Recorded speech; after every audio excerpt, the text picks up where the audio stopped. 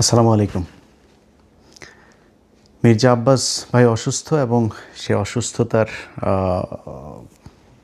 কারণে অনেকেই সোশ্যাল মিডিয়াতে বিভিন্ন জায়গাতেই দেখলাম, বিশেষ করে সম্ভবত যারা বিএনপির ভাই বোনেরা আছেন তারা বোধহয় বেশিরভাগ এইসব লেখাগুলো লিখছেন যে নাসিরউদ্দিন পাটোয়ারি হচ্ছে গিয়ে এই মির্জা আব্বাসের অসুস্থতার জন্য কারণ।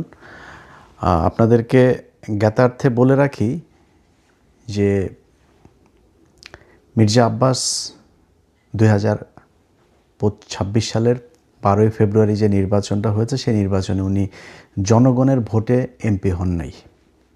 এটা ভাই আপনারা যারা আওয়ামী লীগের মতো গায়ের জোরে যদি কথা বলেন সেটা অন্য হিসাব, কিন্তু যদি যুক্তি আর বাস্তবতার প্রেক্ষিতে কথা বলেন তাহলে মির্জা আব্বাস যে ফেল করেছে সেটা আপনি নিজেও জানেন।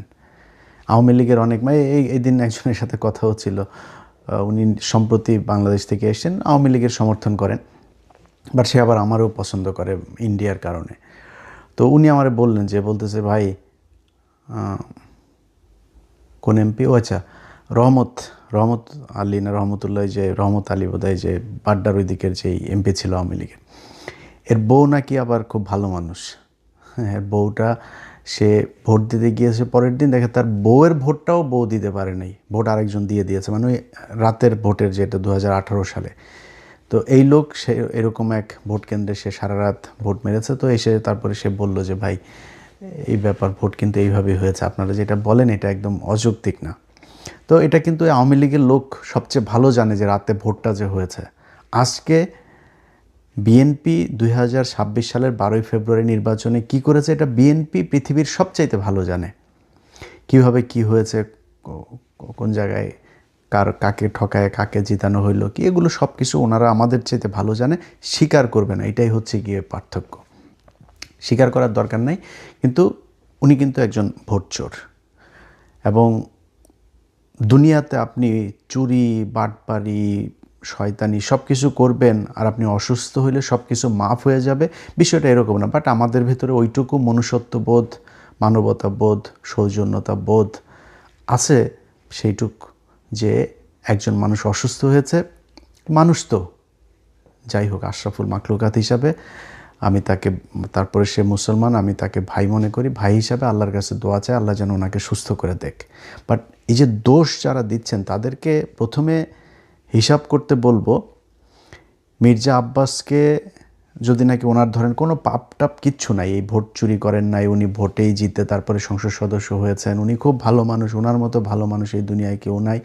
উনি এই যে ঢাকা ব্যাংকের মালিক, এই ঢাকা ব্যাংকের মালিক ওনার বাবার বাড়িঘর ভিটেমাটি বিক্রি করে তারপরে ঢাকা ব্যাংক দিয়েছেন, এখানে 1 টাকাও 2 নাম্বারই টাকা নাই। বিএনপির সময় উনি গণপূর্ত মন্ত্রী ছিলেন, ওই মন্ত্রী থাকা অবস্থানে 1টা টাকাও খায় নাই, খুব সৎ অফিসার ছিলেন তিনি।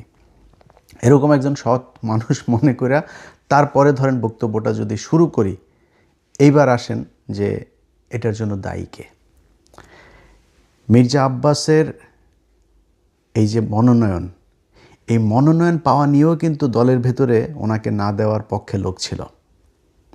জিজ্ঞেস করেন বিএনপি লোকজনের, যারা বিএনপি, আমরা তো ভাই মানে আওয়ামী বিরোধী ছিলাম, বিএনপির সাথে তো আমাদের সম্প্রতি সম্পর্ক, বিএনপি আমাদেরকে শত্রু মনে করে, বাট বিএনপির ভেতরে তো অনেক বন্ধুবান্ধব আছে, অনেক সূত্র আছে, অনেক সাথে এখনও ভালো সম্পর্ক আছে, ওনাদের কাছে জিজ্ঞেস করেন আপনারা। ওনার স্ত্রী আফরোজা বেগম, উনি আপনার এমপি নির্বাচন করতে চেয়েছিলেন, যেখানে ওই যে হাবিবুর আছে না, ছাত্রলীগের সাবেক ছাত্রলীগের যে হাবিবুর, এই হাবিব হচ্ছে গিয়ে আপনার ওই আসনে আফরোজা চেয়েছিলেন, মানে মির্জা আব্বাসের স্ত্রী, ওনার পুরো নামটা আমার মনে নেই, ওনার স্ত্রী চেয়েছিলেন ওইখানে দাঁড়াইতে, খুব চেষ্টা করেছেন, ওনাকে দেওয়া হয় নাই। মির্জা আব্বাস এমপি হওয়ার পরে মন্ত্রণালয়ে মানে মন্ত্রিসভা গঠন হলো, সেই মন্ত্রিসভার ওইখানে কি মির্জা আব্বাসকে মন্ত্রণালয়ে দেওয়া হয়েছে? বলেন, আপনারা বলেন, বিএনপির যারা মির্জা আব্বাসের দেখলাম ওনারা দেখার জন্য সোজা প্রধানমন্ত্রী নিজেও গিয়েছেন ইয়েতে দেখা করার জন্য, হসপিটালে দেখা করার জন্য, তো উনি খুব গুরুত্বপূর্ণ এই কারণেই তো গিয়েছেন। তো ঠিক আছে, আমরা ধরে নিলাম যে ওনাকে বিএনপি খুব পছন্দ করত। ওনাকে মন্ত্রী পদমর্যাদায় উপদেষ্টা বানানো হলো। এই আওয়ামী লীগের সময় মনে আছে আপনাদের একবার ওই যে দপ্তরবিহীন মন্ত্রী একজন ছিল, কে যেন আমি ভুলে গেছি এই লোকটার নাম, কাউকে একজনকে দপ্তরবিহীন মন্ত্রী বানানো হয়েছিল, সুরঞ্জিত সেন গুপ্ত টুপ্ত বা কাউকে একজনকে, আমার মনে নাই তার নাম। তার নিয়ে আমরা খুব হাসাহাসি করতাম, ট্রল করতাম ফেসবুকে। তো এই যে মির্জা আব্বাস, গয়েশ্বরচন্দ্র রায়, এরকম কয়েকজনকে দপ্তরবিহীন মানে এই মন্ত্রীর পদমর্যাদায় উপদেষ্টা বানিয়েছে না, এটা কিন্তু গালের মধ্যে একটা জুতা মারা। মির্জা আব্বাস ওই জুতায় কতটা কষ্ট পেয়েছেন সেটা আপনারা মানে বাস্তবতা দিয়ে আপনাদেরকে আমি বুঝাই দেই। আপনাদের মনে আছে গয়েশ্বরচন্দ্র রায় এই উপদেষ্টা বানানোর পরের দিন একটা বক্তব্য দিয়েছিল, মনে আছে আপনাদের? পৃথিবীতে যতদিন বেঁচে থাকবে কোনো দিন গয়েশ্বরচন্দ্র রায় মন্ত্রী হবেন না। উনি নিজে বলেছেন, আমি কোনো দিন মন্ত্রী হব না যতদিন পৃথিবীতে বেঁচে থাকব। কত কষ্ট পেলে তারপরে একজন মানুষ এই কথা বলতে হবে। আপনার কি মনে হয় না মির্জা আব্বাসও ওই একই রকম কষ্ট পেয়েছে? মির্জা আব্বাসও পেয়েছে। অতএব মির্জা আব্বাসের যদি নাকি এই কষ্ট, এই ব্রেনের উপরে যে এই চাপ যদি কেউ দিয়ে থাকে সেটা বিএনপি দিয়েছে, নাসিরউদ্দিন পাটোয়ারি দেয়নি। এখন তারপরও আপনারা ধরেন তর্কের খাতিরে যদি তর্ক করতে যান, নাসিরউদ্দিন পাটোয়ারিকে এখন অনেকেই বলছেন মামলা টামলা করবেন, ওনার বিরুদ্ধে কথাবার্তা বলছেন। নাসিরউদ্দিন পাটোয়ারির জায়গায় যদি নাকি মির্জা আব্বাসকে হারানো হইতো, নাসিরউদ্দিন পাটোয়ারি এখনও পর্যন্ত তো জীবিত আছে, সুস্থ আছে, ওরে পিটাই মেরে ফেলতো বিএনপির লোকজন। মনে আছে আপনাদের? মির্জা আব্বাসের বউ নিজে চলে গিয়েছে আপনার কেন্দ্রে, নিজে কেন্দ্রে গিয়ে, সে ভিডিও দেখেছেন আপনারা? নিজে গিয়া একজন বউ তো, ক্যান্ডিডেটের বউ তো এইভাবে যায় ভোট গণনা করতে পারে না, তাই না? তার এখানে ঢোকারই এখতিয়ার ছিল না, সে সেখানে গিয়েছে, গিয়ে তারপরে সেটা নিয়ে আপনারা সোশ্যাল মিডিয়া, নিউজ, পত্রিকা, টেলিভিশন সব জায়গায় দেখেছেন এই খবর। কেন গিয়েছিলেন? ভোট চুরি করতে গিয়েছেন। আপনি ভোট চোরের বউ, আপনি ভোট চোর। যদি বলেন যে নাসিরউদ্দিন পাটোয়ারির কারণেই সে মারা গিয়েছে, নাসিরউদ্দিন পাটোয়ারির কারণেই সেটা হয়েছে, নাসিরউদ্দিন পাটোয়ারির এইটুক দায়িত্ব নিয়ে নেওয়া উচিত। মারা গেলে মারা গেছে, আমার কথায় যদি সে এরকম অবস্থা হয়েছে, আমি সত্য কথা বলছি, আমি ভোটে আমারে জোর করে তারা চুরি করে জিতাইছে, এই জন্য করা হয়েছে।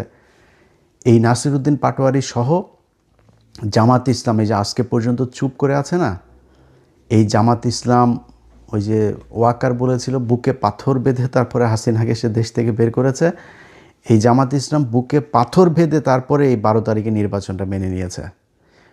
কারণ জামাত ইসলামকে বলা হয়েছিল শুধু এক জায়গা থেকে না, আপনাদেরকে বললাম না, এটা জামাতের কেন্দ্রীয় নেতাদের সাথে যাদের পরিচয় আছে তারা জিজ্ঞেস করে নিয়েন যে কোন কোন জায়গা থেকে, দেশের ভেতর বাহির, উত্তরপাড়া দক্ষিণপাড়া বিভিন্ন জায়গা থেকে, কোন কোন জায়গা থেকে তাদেরকে বারবার ওয়ার্নিং দেওয়া হয়েছে। জামাত কিন্তু চেয়েছিল প্রতিবাদ করতে, রাস্তায় নেমে যেতে চেয়েছিল, এটা নিয়ে ব্যাপক গ্যাঞ্জাম তাদের করার লোকও ছিল, প্রস্তুতিও ছিল, তারা করতেও ছিল, বাট তাদেরকে বারবার করা হয়েছে যে না, কোনো কিছু করা যাবে না। তারা করে নাই। তারা কিন্তু এই দেশের কথা চিন্তা করে, দেশটা গৃহযুদ্ধ বেঁধে যাবে, দেশে একটা খারাপ পরিস্থিতি তৈরি হবে, আওয়ামী লীগ, ইন্ডিয়া তারা সুযোগ নেবে, তারা নিজেদের ক্ষমতায় দেওয়ার চাইতে দেশের যেই রাজনৈতিক পরিবেশ, এই পরিবেশটাকে তারা শান্ত রাখতে চেয়েছে, এই জন্য তারা ওই দিন গ্যাঞ্জাম করে নেই। আপনার মনে হয় না যে জামাতের এইটুকু ক্ষমতা আছে? এবং আপনারা বলে রাখি, জামাত ইসলামের যদি নাকি মাঠে নামে পিটাপিটি করতে আসেন না, বিএনপি আপনারা পিটাপিটি করে পারবেন না ওদের সাথে। অনেক বড় বড় কথাবার্তা বলতে পারেন। ওই যে ছাত্রলীগ, আওয়ামী লীগের লোকজন মনে আছে, বিধবা নারীদের মতো জামাই মারা গেলে যেমন অসহায় হয়ে যায় না, ছাত্রলীগ, যুবলীগ, পুলিশ প্রশাসন ছাড়া ওই রকম আমরা ওদের বিধবা বলে খাপাইতাম। সবসময় পুলিশের পেছনে থেকে তারা বিশাল মাস্তানি করতো। আজ কোথায় রে বাবা তোরা? তোদের পুলিশ বাপ নাই, আর সেনাবাহিনীর বাপেরা নাই, আজকে তোরা কোথায়? রাস্তায় আয়। আজকে তো রাস্তায় যাইতে পারিস না, তোর মারে খেদানোর পরে যখন বুঝছিস সরকার ক্ষমতায় নাই, 3 মিনিটের মধ্যে সারা দেশ থেকে তোরা উধাও হয়ে গেলি। এইরকম আন্ডা বাচ্চা সহ পৃথিবীর ইতিহাসে কোনো দিন এরকম হয়নি। তোরা এখনও দেখা হইলে তারপরে বড় বড় কথাবার্তা করে, আশপাশের থেকে দেয়, এই আপনার আওয়াজ দেয় যে রাজাকার। তো রাজাকার আমি তো প্রাউডলি বলি রে বেটা, আমি রাজাকার, আমি রাজাকার, আমার বাপ রাজাকার, আমি আর আমার আব্বা দুইজনে মিলে তোদের মাদেরকে নিয়ে পাকিস্তানি ইতে দিয়ে আসতাম। এটা তো আমি নিজে বলি, স্বীকার করি। আমি কি বলদ, তোর বলদ মনে হয় আমারে? আমি ঠকবো কেন? আমি আর আমার বাবা দুজন মিলে পাকিস্তান ক্যাম্পে দিয়ে আসতাম মানে কি? তোদের মাদের বোনদেরকে মেয়েদেরকে দিয়ে আসতাম। তাহলে এখন পাকিস্তানের বীজ হলি কারা? তোরা। তো তোরা রাজাকার বললে আমি তো প্রাউড ফিল করি। তুই আমার যেটা বলে খেপাইতে চাই ওটা তো আমি খেপি না। কী হবে? তুই রাজাকার বলবি, আমি তোরে বলবো তোর মা তো বিয়ে ছাড়া মোদির সাথে যায় শুইতেছে, তোরা তো ওইটা আনতে পারিস না। তোদের মারে তোদের আপারে আন, এটা তো আনতে পারিস না। তো এটা বলে ওনারা করতে চায়। যাই হোক, সেই রাজাকার টাজাকারের ওই ওই আলাপে গেলে আবার অনেক অন্যদিকে চলে যাবে। তো এখন এই মির্জা আব্বাসের বিষয়ে যদি নাকি এখন মনে করেন জামাত ইসলাম মাঠে ওই দিন খারাপ কাজ করতো, তাহলে দেশের পরিস্থিতিটা খারাপ হইতো। বিএনপি হইলে এই ধৈর্য জীবনও দেখাইতো না। হেরে তারপরে বিএনপি জিতে আজকে করছে, ক্ষমতায় আছে, ভোটে হেরে। শোনেন, যেই সব জায়গায় 3,000, 4,000, 5,000 এরকম হয়েছে 57টা না 54টা আসনে। আপনার মনে, তারেক রহমান প্রধানমন্ত্রী, সেই প্রধানমন্ত্রী খালেদুজ্জামান ভাইয়ের কাছে জিতেছে হচ্ছে 5,000 ভোটে। এটা আপনার বিশ্বাস হয়? আপনি কাউন্ট করেন প্রথম দিকের কেন্দ্রগুলোর ফলাফল আর শেষে একই সাথে 17টা কেন্দ্রের ফলাফল দিয়ে দেওয়া হইল কেন? ওগুলিতে সব করাতে তারেক রহমান আগায়, সব করে তা। আর প্রথমে যেগুলো ইন্ডিভিজুয়ালি কেন্দ্রগুলো করা হইলো, সব করাতে খালেদুজ্জামান ভাই আগায়। এটা আপনাদের বিশ্বাস হয়? তো কেমনে হয়েছেন, কেমনে ক্ষমতায় গেছেন, সমস্যা নাই, কোনো সমস্যা নেই। তারপরেও তারেক রহমান এখন পর্যন্ত সোফার যা কিছু করছে খারাপ লাগছে না। খালি একটাই অনুরোধ থাকবে, আওয়ামী লীগ আর ইন্ডিয়ারে নিয়ে আসেন। আর কোনো জায়গায় কোনো কিছুতে কোনো আপত্তি নাই, কোনো কষ্ট নাই, কোনো অভিযোগ নাই, কিচ্ছু থাকবে না। শুধু আওয়ামী লীগ আর ইন্ডিয়ার ব্যাপারে আমরা কিন্তু এখনও দেখছি। যদি মনে হয় বা দেখি যে আওয়ামী লীগ এবং ইন্ডিয়াকে আপনারা আবার ফেরি করতে যাচ্ছেন, তাহলে কিন্তু সেই আওয়ামী লীগের সাথে যেরকম বিদ্রোহ করেছিলাম ওই বিদ্রোহ কিন্তু আবার শুরু হবে। আমরা কিন্তু এখনও দেখছি। এবং এখন পর্যন্ত যেটা বললাম যে এটা আবার বলাতে আবার আমাদের অনেক লোকজন আবার করে, ভাই ইলিয়াস ভাই আপনি বিএনপি ক্ষমতায় আসছে দেখে মনে হয় চামচামি শুরু করলেন বিএনপির পক্ষে। ভাই এই এই পরীক্ষা গত 10 বছর ধরে দিচ্ছি, এটা নতুন করে পরীক্ষা দেন, সামনেও দেখবেন। তারেক রহমান যদি ইন্ডিয়ার কাছে যদি বিক্রি না হয় আমার কোনো সমস্যা নেই। তবে সামনে নির্বাচনে গেলে আবারও দাঁড়িপাল্লার পক্ষেই ভোট চাবো, এটা আপনাদের আগেই বলে রাখি। কারণ বিএনপির চাইতে জামাতকে যদি আপনি আমার কম্পেয়ার করতে বলেন, তাহলে আমার কাছে মনে হয় জামাতের লোকজন বেশি অনেস্ট।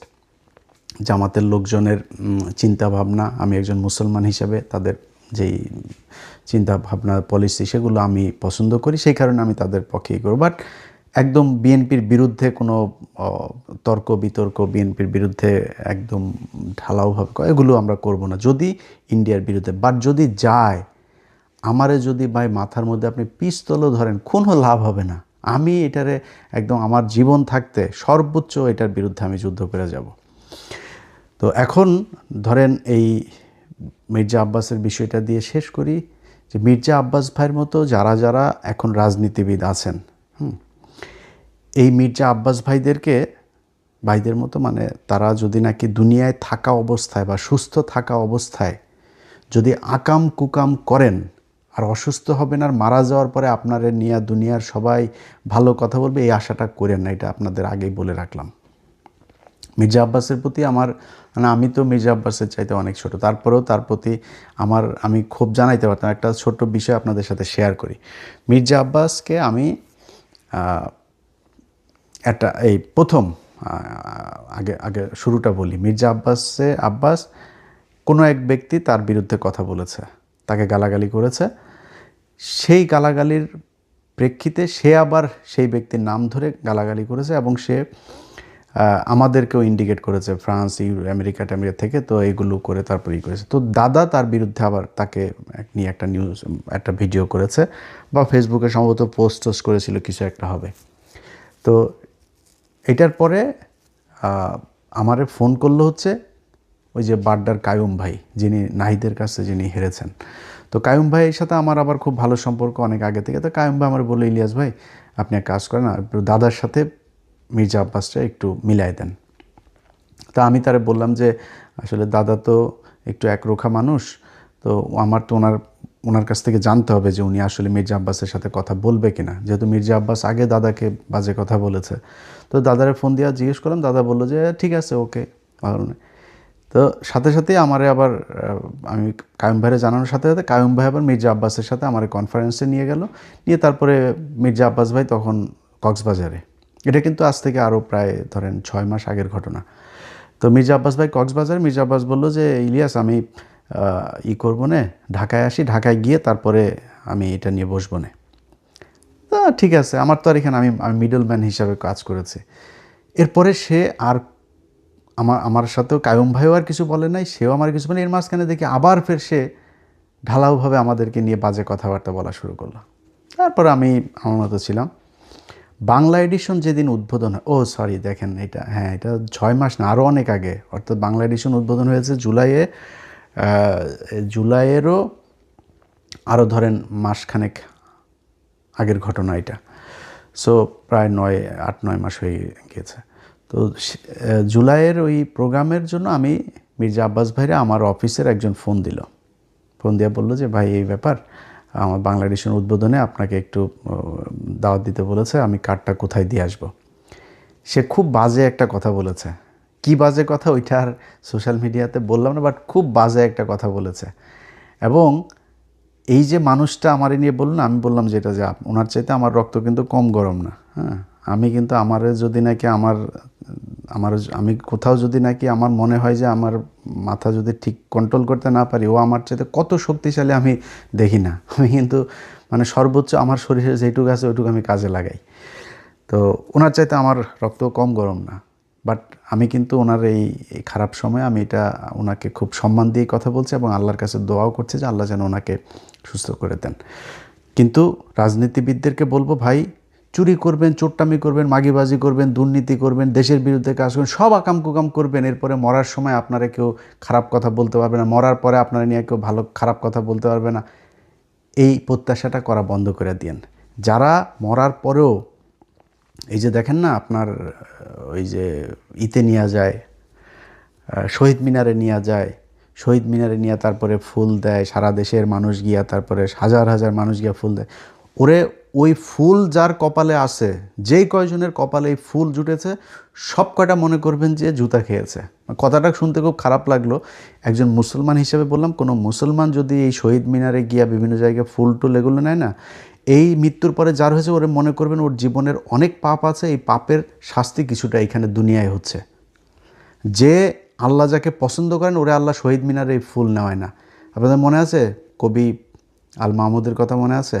আল মাহমুদ ভাই কিন্তু একজন মানে আমার দেখা একজন সবচেয়ে মানে শ্রেষ্ঠ মানুষদের মধ্যে বাংলাদেশের একজন উনি। পিয়াস করিমের কথা মনে আছে? 2 জনের একজনকেও এই ছাত্রলীগ, আওয়ামী লীগ এরা শহীদ মিনারে নিতে দেয়নি। এর ফয়সালা আল্লাহ ওই উপর থেকে করেছেন, এটা দুনিয়ায় কেউ ফয়সালা করে না। আল্লাহ ওনারে এই শাস্তি দিতে চায় নাই, এই অপমান করতে চায় না, এই জন্য ওরে শহীদ মিনারে নেয় নাই। আল্লাহ পছন্দ করেছেন তাই শহীদ মিনারে নেয় নাই। সো এরকম যারা শহীদ মিনার আল্লাহ নেয়, মনে করেন কম থাক বেশি থাক আপনার পাপ আছে, এই জন্য শহীদ মিনারে নিয়ে ফুল দেয়। যাদের মুসলমান দাবি করেন নিজেরা, আপনারা মৃত্যুর আগে বলে নিন, পরিবারকে বলে দিন যে আমার মৃত্যুর পরে আমার কবর দেওয়ার জন্য আমার যত দ্রুত সম্ভব আমার এই কাজ যেন সম্পূর্ণ করা হয়। এটাই ইসলাম। বদরের যুদ্ধে, উহুদের যুদ্ধে, এগুলো যারা সৌদি টদিতে গিয়েছেন তারা গিয়ে নিজের চোখে দেখেছেন। আমি আল্লাহ যেন দেখান, এখনও চোখে দেখি নাই।